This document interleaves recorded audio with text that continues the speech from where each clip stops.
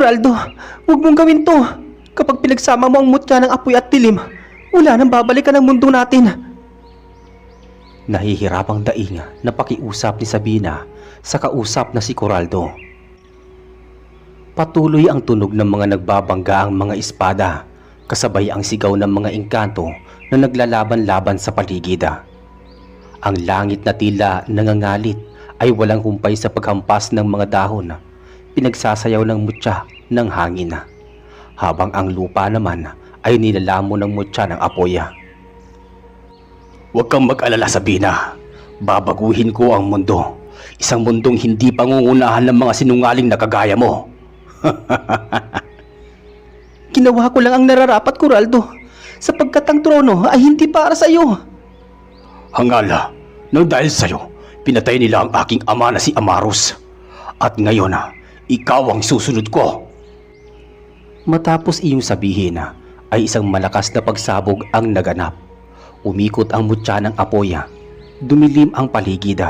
Tumalsik si Sabina, ngunit bago pa tuluyang tamaan ng huling bugso ng apoy, lumitaw si Dorca, ang engkantong albularyo, habang hawak ang anting-anting ng hangin. Itigil mo ito, Coraldo. Ang digmaan ay hindi matatapos sa tagumpay. Magbubunga lamang ito ng sumpa. Sumpa? Hindi niyo ako matatakot. Ngunit kung ayaw ninyong ibigay sa akin ang mundo ngayon, hahabulin ko to hanggang sa susunod na henerasyon. Kasunod nun ay pumikit si Coraldo at isang malakas na hiyaw ang pinakawalan. Sa langit ay bumuka ang ulap.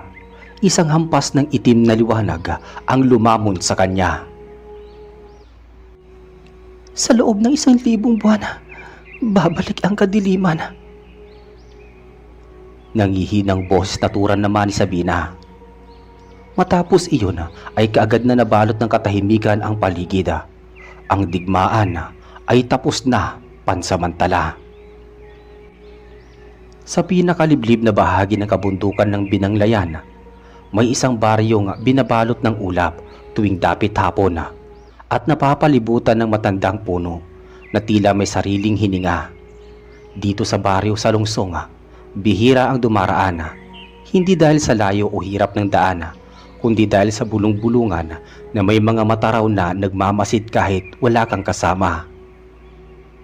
Matagal nang nananahimik ang baryong iyon, ngunit bago pa man mabuo ang pangalan nitong Salungsong, ito raw ay naging larangan ng isang digmaan sa pagitan ng mabuti at masamang engkanto.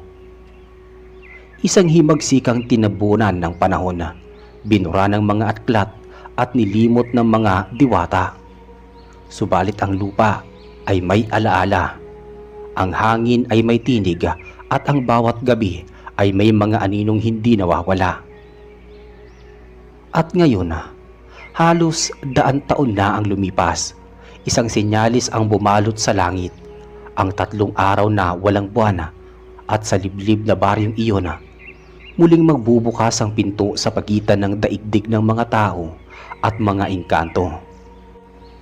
Hindi nila alam, isang bata na isinilang sa ilalim ng pamumulaklak ng malamig na gabi ang siyang nagdadala ng liwanag o tuluyang magbubukas ng pinto tungo sa kadiliman. Samantala, isang batang engkantada ang nananaginip. Pawis na pawis iyon. Iyon si Visla. Ang kanyang noo ay binabasa ng malamig na hamog ng madaling araw, habang ang kanyang mga mata ay nakapikit ngunit pilit na gumagalaw. Waring may hinahabol sa loob ng kanyang panaginip. Sa loob ng kanyang diwa, may kaguluhang hindi mapaliwanag. Nakikita niya ang matinding sagupaan, liwanag laban sa dilima. Parang dalawang mundo ang nagsasalpukan. Ang mga dahon ay lumilipad sa hangin na tila apoy ang dala. Ang ulap ay bumabagsak na parang buhawi. Ang lupa ay naglalabas ng mga pagputok at mula sa kalangitan may mga matang nakamasida. Visla, ikaw ang susi. Sa iyo nakasalalay ang kinabukasan. Tinig iyon ni Dorca. Mahina at malagoma, tila isang hangin na dumadagungdong sa paligid. Kagad ay nanlaki ang mga mata ni Visla. Biglang lumiwanag ang kanyang panaginip at sa gitna nito, isang imahe ang lumitaw. Isang matangkad na engkantado, may mahahabang buhok at mata na kasing liwanag ng buwan. Nakaluhod siya, sugatan at may dugo sa kanyang tagiliran. Amaros? Mahina ngunit malinaw na sambit ni Visla sa kanyang panaginip. Sa harap ni Amaros, isang nilalang na puno ng apoy ang nakatayo. Matikas, may ngiting puno ng galit at pagtataksila. Si Coraldo. Hawak nito ang isang pulang mutya na tila sumisigaw sa lakas ng enerhiya. Dahil sa'yo pinatay nila ang aking ama at ngayon ikaw ang aking isusunod. Galit at tila naghihimagsik na bulalas ni Coraldo. Sa huli, hinampas ni Coraldo ang lupa gamit ang mutya ng apoy. Kumalat ang apoy, tinupok ang paligid at sa huling sandali, bago iyon matupok, tumingala si Amaros sa kalangitan. Visla, ikaw ang makakatapos sa sumpa ng pagkawasak. Halos pabulong na anas ni Amaros habang nakatitig sa batang diwata na si Visla. Napabalikwas si Visla sa kanyang higaan. Malalim ang hininga, mabilis ang tibok ng puso at hinawakan niya ang dibdiba. Mainit ngunit sa kanyang palad, tila may naiwan, isang bakas ng liwanag, parang abong kumikislap. Hindi niya maintindihan ang lahat, pero isa lang ang malinaw sa kanya. May misyon siya na dapat matupad. Ang kanyang kwarto ay puno ng mga halaman at mga luntian na kumikinang sa ilalim ng liwanag mula sa buwan. Ngunit tila ba may malamlam na hangin na pumasok mula sa bintana. Anong nangyari? Bakit parang may kakaibang nagaganap? Habol hiningang bulong niya sa kanyang sarili habang malakas ang kabog ng dibdiba. Kahit batid niya na siya ay gising na, nakikita niya pa rin ang mga nagbabangga ang liwanag at dilim sa kanyang isipan. Ang mga alon ng liwanag at kadiliman ay parang nagsusumpaan, naglalabanan at magkakasunod na dumadapo sa kanyang mga mata at sistema. Visla, ikaw ang susi. Sa'yo nakasalalay ang kinabukasan. Muli niyang narinig ang malamyos at malalim na tinig na iyon. Puno ng takot at pagkalito, tumayo si Visla at tumakbo palabas ng kanyang bahay. Pumunta siya sa gitna ng kagubatan na hindi kalayuan sa kanyang baryo. Ang mga puno ay tahimik, ang hangin ay malamig at ang buwan ay natatabigan ng mga makakapal na ulap. Bakit ako? Bakit ako ang susi? Hindi ko pa naintindihan ang lahat ng to.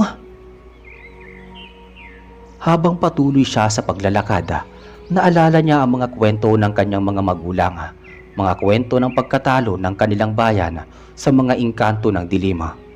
Ngunit wala silang nasabi kung sino ang magiging tagapagtanggol ng kanilang lahi. Hanggang ngayon ay hindi pa rin nakikilala ng iba at ang tadhana ng kanilang bayan ay hindi pa natutukoy. Sa ilalim ng mga puno, nakita ni Visla ang isang nilalang, isang matatandang engkanto na may malalaking mata at puting buhok. Si Durka ang albularyo ng kanilang lahi. Ito ay may mga lihim na kaalaman tungkol sa mga mutya at mga kwento ng nakaraan. Durka, anong ibig sabihin ng tinig na yun?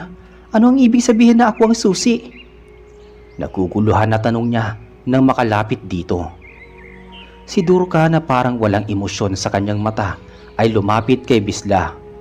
Tumango ito at dahan-dahang nagsalita sa mabigat na boses.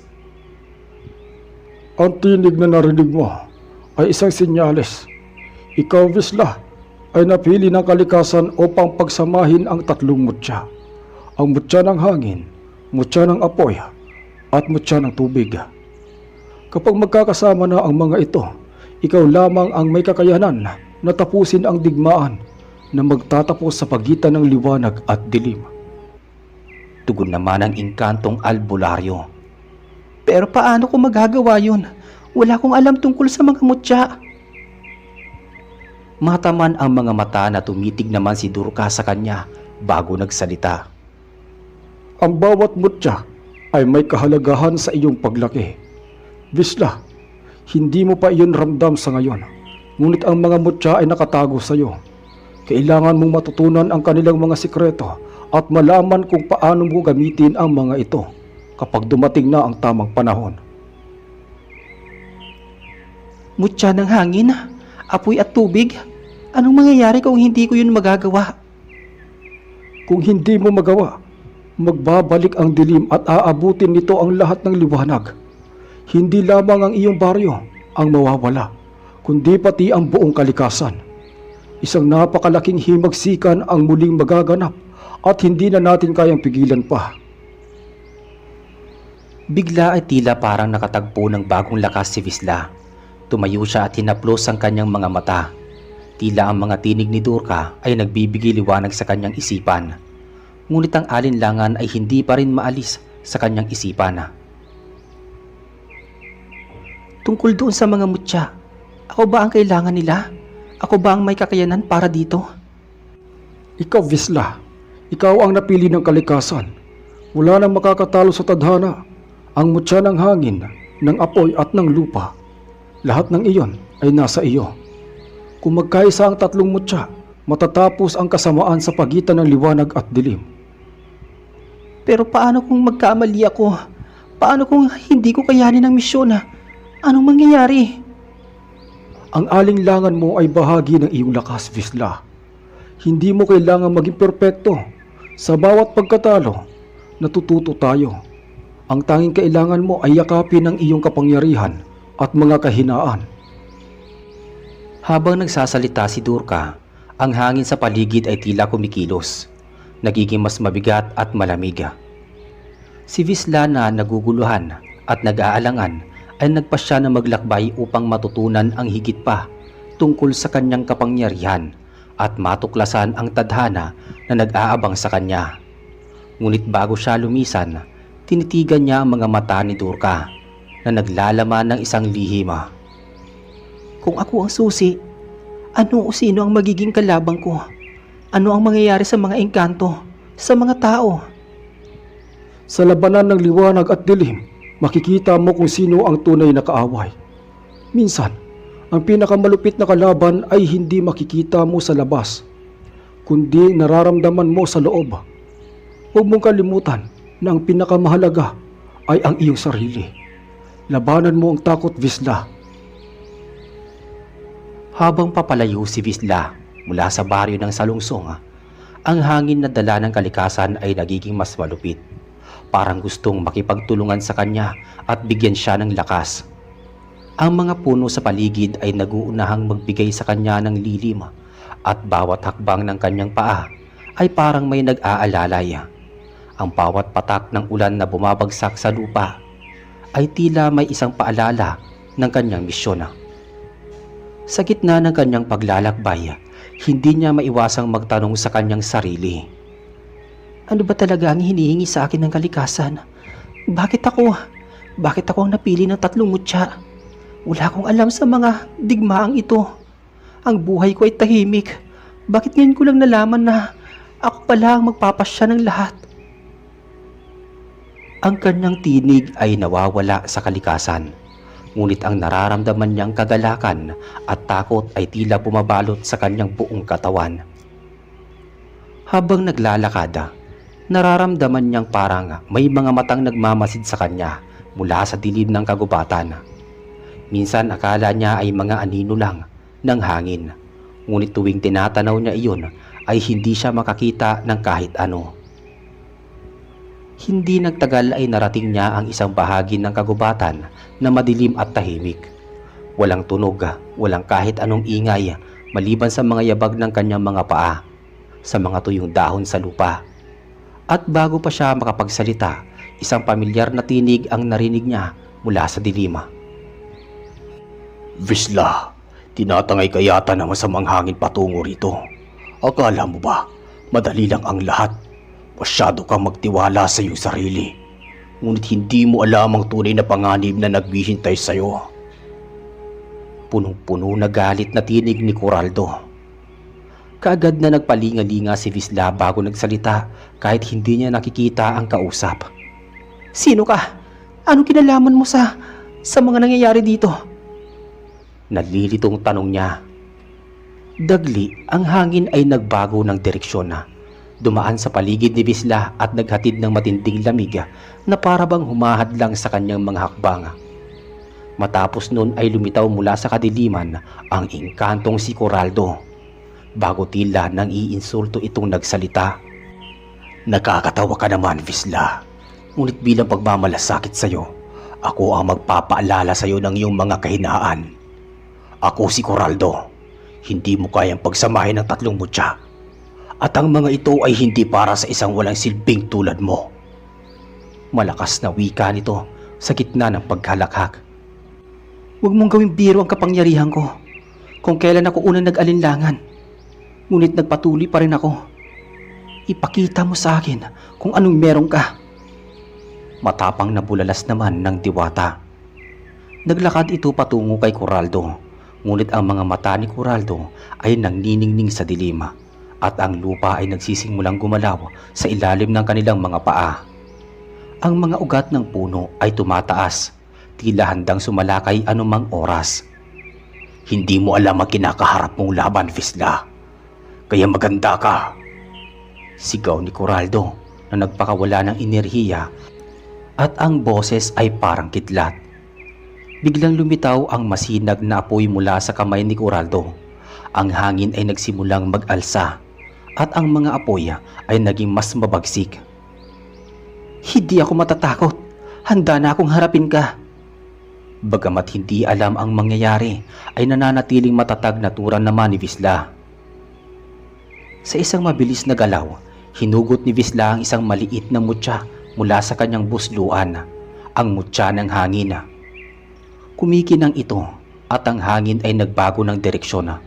Itinaas niya ang mutya at ang hangin ay nagsimulang mag-angat ng mga piraso ng lupa.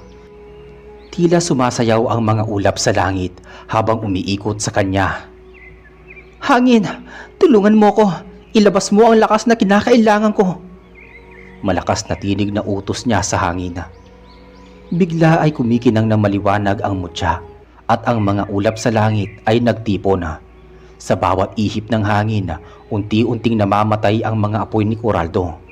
Ngunit hindi rin siya sumuko, tila may iba pang malupit na kapangyarihan ng kanyang lihim sa pamamagitan ng apoy na dahan-dahang bumabalik sa kanyang mga kamay. Ang labanan ay nagpatuloy, ang hangin at ang apoy ay patuloy na naglaban sa gitna ng kagubatan. Ang malupit na paghaharap ay hindi lamang tungkol sa pisikal na lakas, kundi pati na rin sa mga natatagong kasaysayan ng nakaraan, ng takot at ng tapang, ng pagkatalo at tagumpay. Ang mga tanong ay patuloy na bumabangon sa isipan ng diwata. Ano ang mangyayari kapag natutunan ko na ang lihim ng 3 mutya? Huwag mong gawing madali ang desisyon na ito, Coraldo. Kami mga engkanto ay hindi ganun kadaling sumunod sa mga sinuman.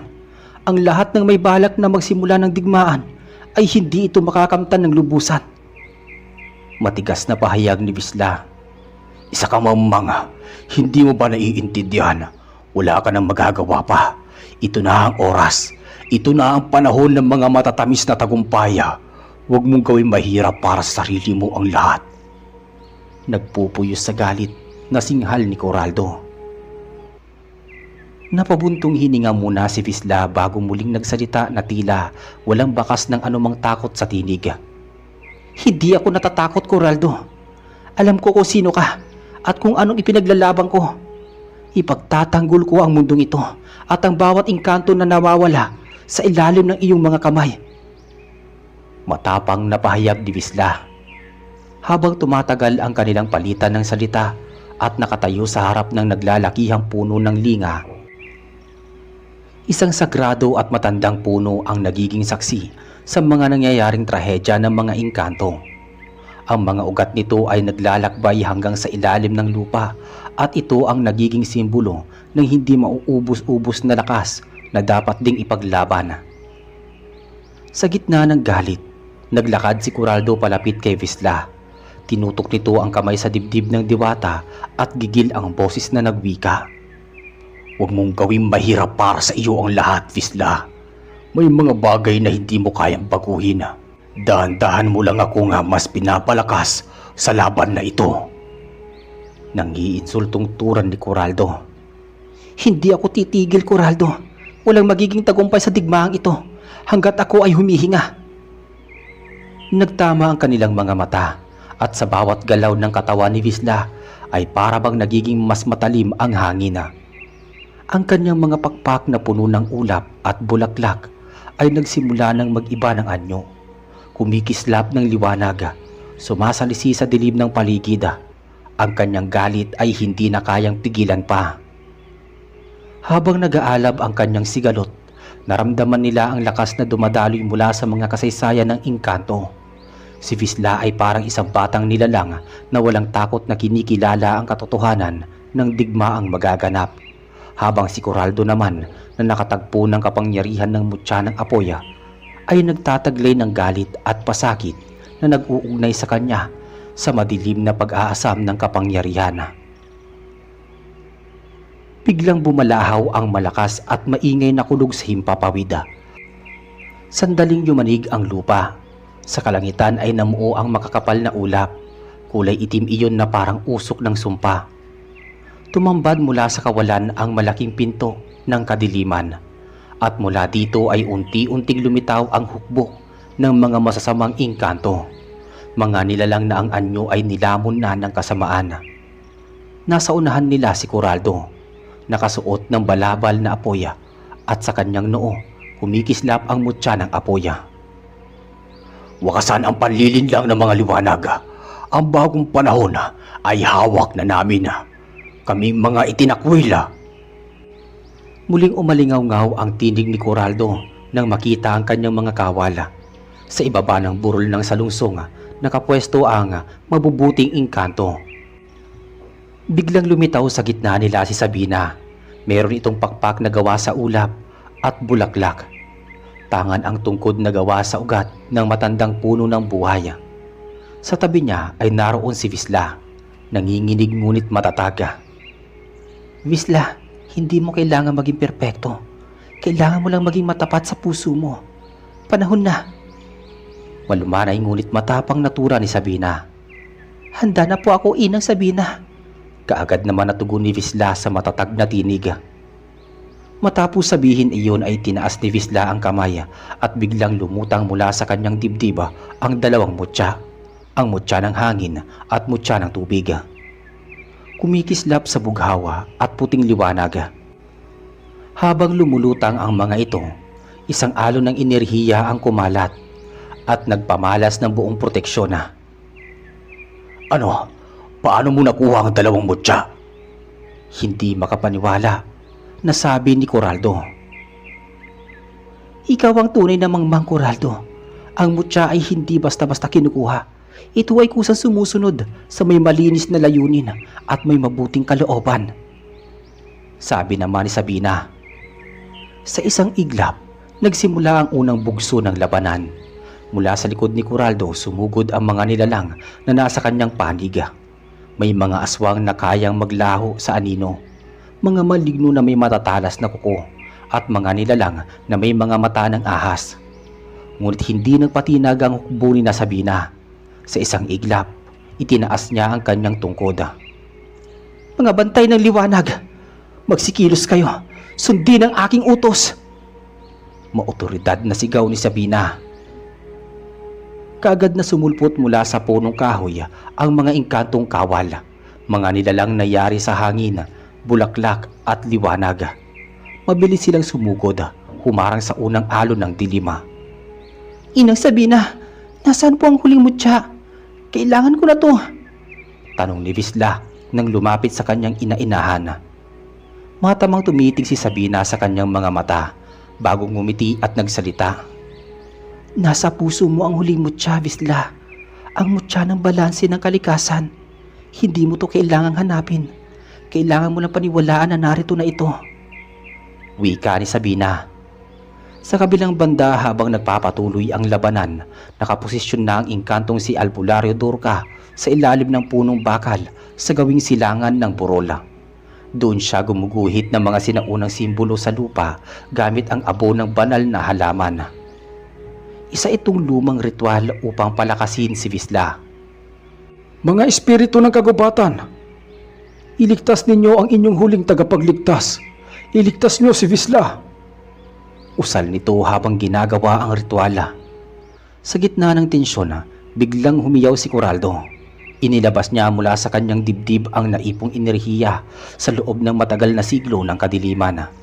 Tila bagyo ng apoy at galit ang sumiklaba.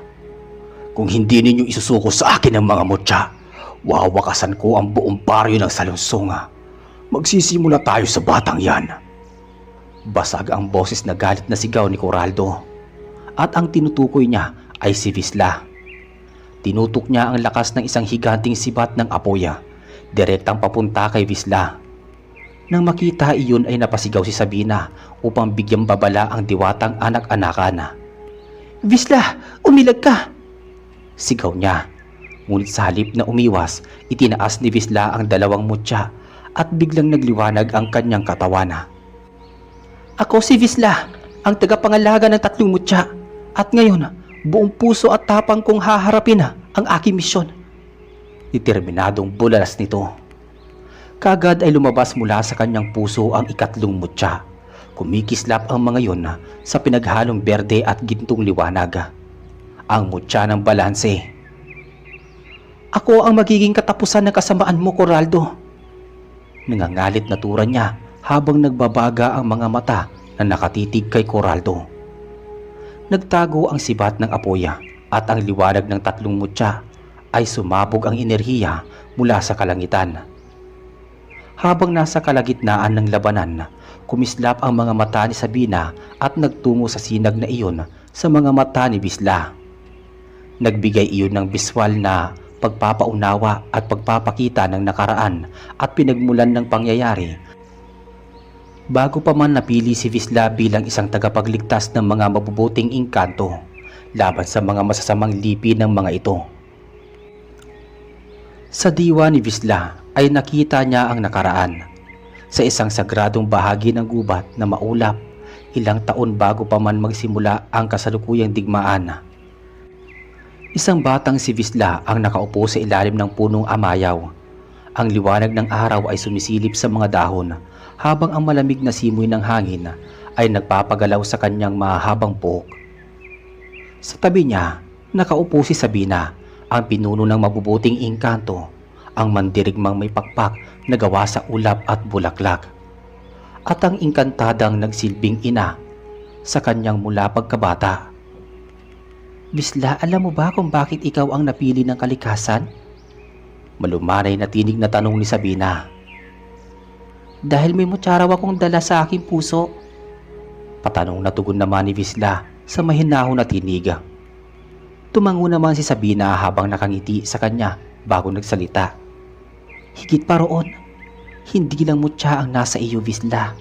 Ang kapangyarihang nanananahan sa iyo ay hindi basta-basta. Isa kang tagapamagitan, isang tulay sa pagitan ng liwanag at dilim." Makahulugan na sagot muli ni Sabina. "Bakit ako? Hindi ba't mas magaling sa akin sina Arawel at Talian? Bakit hindi sila?" Tanong niya na ang tinutukoy ay ang iba pang mga kasamahan na engkanto sa kanilang kaharian. Dahil hindi sapat ang kanilang naging lakas, ang totoong pinuno ay yung marunong makiramdam, marunong magmahal, at kahit sa mga nasugatan ng mga galit, kahit sa mga tulad ni Coraldo. Saad ni Sabina. "Si Coraldo? Siya ba'y minahal mo noon?" Gulat na bulalas ni Wisla.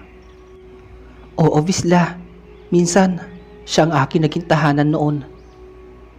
Biglang lumungkot ang boses na sagot naman ni Sabina. "Pero bakit mas pinili niyang maging masama?" "Dahil sa sakit, sa pagkawala at sa paniniwalang nilimot siya ng liwanag. Kung minsan, ang mga pinakamasamang nilalang yung dati pinakamabubuti." Tugon naman ni Sabina. Tumingin si Sabina kay Wisla, saka inilapat ang palad sa dibdib nito. "Kaya't ikaw ang pag-asa namin, Wisla." Hindi lang para tapusin ang digmaan, kundi para ipaalala sa kanila at sa lahat kung sino talaga sila sa ilalim ng galit. Ikaw ang alaala ng kapayapaan. Huling wika ni Sabina. Pagkatapos nun ay muling nagbalik sa kasalukuyan ang diwa ni Wisla. Kasabay ng pagbabalik ng kanyang ulirat, naramdaman niya ang pag-ikot ng hangin sa paligid, ang init ng liwanag sa kanyang mga palad at ang bigat ng misyong tinanggap niya. Hindi na siya ang batang inkantadang puno ng tanong. Isa na siyang tagapag-ingat ng kapayapaan. Nakaramdam siya na nangangalit na lakas ni Coraldo. Nangingitim na ang paligid niya at ang bawat hakbang sa kanyang mga paa ay nagbubuga ng usok at apoy. Hindi mo pa rin ba nauunawaan, Wisla? Ang liwanag na pinagmulan mo ay pawang mga kasinungalingan lamang. Wala kayong awa. Sigaw ni Coraldo habang tumataas ang apoy mula sa kanyang mga balikat. Ngunit nananatiling tahimik si Wisla. Matatag ang tatlong mutya. Patuloy na umiikot sa kanyang katawan, tila umiindak sa nag-iisang himig ng pag-asa. Lumutang siya pataas kasabay ng pagkislap ng liwanag sa langit. Hawak niya ang tatlong mutya sa magkabilaang palad at sa kanyang dibdib. Pumulupot sa kanyang katawan ang mga enerhiya ng hangin, apoy at lupa. Wala nang makakapigil sa akin ngayon, kahit ikaw, Coraldo. Bulong niya saka inilabas ang huling kapangyarihan ng balanse. Isang liwanag na hindi lamang sumasakay, kundi nagpapabalik ng alaala. Kaagad na tumama kay Coraldo ang liwanag. Napahiyaw ito, hindi dahil sa sakit kundi dahil sa biglaang pagkabalik ng kanyang mga alaala. Ang mga mata niya ay nagdidilim, ngunit sa kabila nun ay unti-unting lumitaw ang imahe ni Sabina. Masaya, nakangiti, buhat ang mga halaman sa gubat habang kausap siya noon. Sabina, bulong ni Coraldo. Ngunit ilang sandali lang, pinunit ng galit ang alaala. Muling sumiklab ang apoy sa kanyang katawan. Hindi mo ako malilinlang, Wisla. Sabay sigaw nito at lumundag siya papalapit sa diwata. Tumama ang kanyang kamao sa harang na ginawa ni Wisla mula sa liwanag. Ngunit sa lakas ng atake, tumilapon si Wisla sa hangin at bumagsak sa lupa. Bago pa siya makabangon, naramdaman niya ang mabigat na hakbang ni Coraldo. Ito ang katapusan mo. At lahat kayo naniniwala sa liwanag. Pasigaw na sambit ni Coraldo. Lumipad ito sa ere at nilikha ang isang dambuhalang espada ng itim na apoy. Sumugod siya pababa, diretso kay Wisla. Ngunit sa gitna ng panganib, biglang lumutang sa ere ang tatlong mutya at bumalot kay Wisla ang gintong aura. Hindi ko kailangan manakit para manalo. Ang tunay na lakas ay nagmumula sa liwanag na tumatanggap. Tila kalmadong tura naman ni Wisla. Sa isang iglap, sinalubong niya ang espada ni Coraldo gamit ang kanyang dalawang kamay. Hindi para labanan, kundi upang spesipin ang enerhiya nito. Nagniningning ang mga mutya at isang matinding liwanag ang sumabog. Nabulag si Coraldo sa tindi ng liwanag at nang imulat niya ang mga mata, naroon si Wisla sa harap niya. Tahimik ngunit nagmamatyaga. Coraldo, hindi kita lalabanan sa galit, pero hindi ko rin hahayaan na saktan mo pa ang iba. Dagdag pa ng diwata. Sinandal ni Wisla ang palad sa dibdib ni Coraldo. Mula doon lumabas ang isang liwanag. Malambot, mainit, parang yakap. Ano ito? Kinakabahang tanong ni Coraldo. Liwanag ng alaala. Alaala ng pag-ibig, pagkakaibigan, at ni Inang Sabina na minsan mo minahal. Matigas ngunit mahinahon na tugon ni Wisla. Unti-unting lumiwanag ang katawan ni Coraldo. Ang kanyang anyo ay bumalik sa dati. Hindi isang halimaw kundi isang nilalang na dati mapagkalinga. Ngunit habang nagliliwanag siya, alam niya na ito na ang wakas ng kanyang anyo bilang tagapagdala ng dilima. Hindi. Itigil mo to, Wisla. Hindi ako nagmula sa pagiging mabuting nilalang. Sigaw ni Coraldo habang tinatakpan ng kanyang ulo. Nagniningning ang kanyang katawan, tila unti-unting nawawasak sa loob. Habang nangyayari iyon ay napaluha si Visla. Hindi ako nandito para sirain ka, Coraldo. Nandito ako para ipaalala kung sino ka bago ka winasak ng puot at pait ng puso mo. Mahinahon na sambit ni Visla. Kasabay nun ay ang pagdagungdong ng kalangitan. Umulan ng liwanag mula sa itaas. Ang mga bulaklak sa paligid ay biglang namukadkada. Ang mga espiritong nagtatago ay lumitaw at ang mga dating naglaho ay lumutang sa paligid. Ang katawan ni Coraldo ay nagsisimulang magbago. Mula sa halimaw na anyo, unti-unti itong bumalik sa anyong engkanto. Nakaluhod siya sa lupa, humihikbi at tila naghahanap ng simpatsya. Sabina, patawad. Mahinang sambit niya. Kaagad namang lumapit si Sabina habang lumulutang sa hangin. Buong puso siyang ngumiti at yumuko sa harapan ni Coraldo. Coraldo, mahal. Ang pagpapatawad ay para sa mga naglalakas ng loob na magbago. At ngayon tinatanggap ko ang paghingi mo nito. Mababang tinig na tura ni Sabina kay Coraldo. Kasunod nun ay nagningning ang tatlong mutya. Lumipad ang mga iyon patungo sa kalangitan. Sumanib sa isang malawak na sinag na sumuklob sa buong baryo ng Salungsong. Umimbabaw ang nakabibinging katahimikan, kapayapaan ng lugar at sa unang pagkakataon narinig ni Visla ang bulong ng kalikasan na puno ng pagmamahalan. Batid niya, tapos na ang digmaan. Matapos ang labanan na iyon, muling nanumbalik ang liwanag sa kagubatan ng mga engkanto. Ang mga punong dati nalalanta at muling nabuhay. Ang tubig sa mga ilog ay naging mas malinaw at ang hangin ay naging mas banayad. Tila may halong musika ng kalikasan. Ang baryo sa lungsong na minsang nilamon ng takot at dilima ay muling humihinga ng pag-asa. Sa gitna ng kagubatan, itinayo ang isang dambana. Sa itaas nito nakalagay ang tatlong mutya, ang mutya ng liwanag, dilim at balanse. Ang kanilang liwanag ay hindi na para sa labanan, kundi para sa paggabay. Isa itong paalala ng mahaba, masakit ngunit matagumpay na paglalakbay. Dumalo sa pagtitipo ng iba't ibang nilalang, mga diwata, duwende, engkanto, maging mga nilalang ng dilima na natutong magsisi at yumakap sa liwanag. Sa gitna nila nakatayo si Visla, suot ang bagong damit ng isang tagapangalaga. Puti at ginto, may mga burdang simbolo ng tatlong mutya sa kanyang balikat. Minsan pa niya minasdan ang mga taong nagtitipon-tipon. Bawat isa'y may pag-asang bitbit. Hindi ito tungkol sa lakas, kundi sa pagpiling bumangon at magpatawad. Bulong niya sa sarili.